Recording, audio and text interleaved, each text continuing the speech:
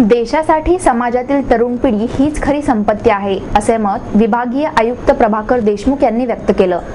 चेतन दत्ताजी गायकवाड यांच्या स्मरणार्थ घोले रोड येथील महात्मा फुले वस्तू संग्रहालयात ग्रंथालय व अभ्यासिकेच्या उद्घाटन प्रसंगी ते बोलत होते। यावेळी उद्योजक अभय फिरोदिया, आमदार गिरीश बापट, दत्ताजी गायकवाड आणि वैदेही गायकवाड आदी उपस्थित होते।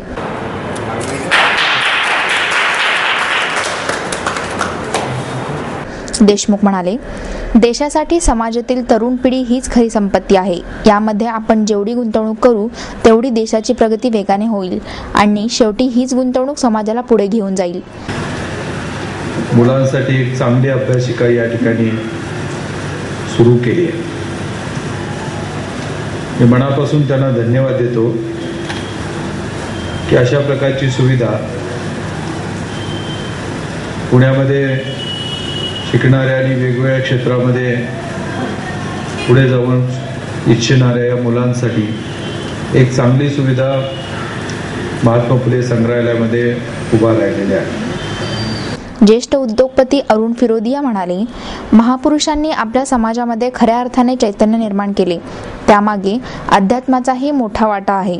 आज मात्र या परंपरेचा विसर पडला आहे।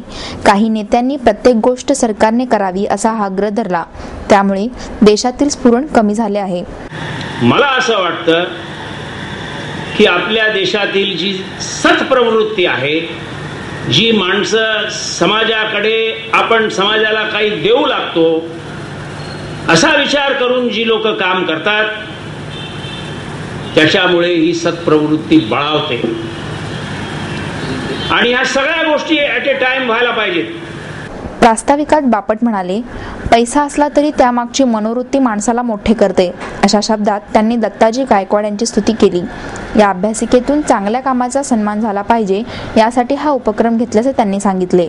समाजातली विविध कामं विविध क्षेत्रातली आणि केवळ पैसा हे एक साधन नाही। मित्रांनो, मी तर माझ्या आयुष्यात पैशाला फार मोठं प्राधान्य दिलं असं नाही। पैसा आहे त्याची एक किंमत आहे। त्या पैशाच्या मागे असणारी एक मनोवृत्ती, एक चांगले संस्कार हे नेहमी त्या माणसाला मोठं करतात। खूप अनेकांच्याकडे पैसे, आम्ही वृत्तपत्रच नाही वाचतो, बघतो देखील, अनुभवतो देखील, पण माझ्याकडे जो पैसा आहे तो मला घेऊन जायचा नाही, त्याचा वापर मी या समाजाकरता करणार, इतकं मोठं मन करणारे फार थोडे लोक समाजामध्ये आमच्यासारख्याला पाहायला मिळतात। त्याच्यात दत्ताजीराव एक असं म्हटलं तर वाव.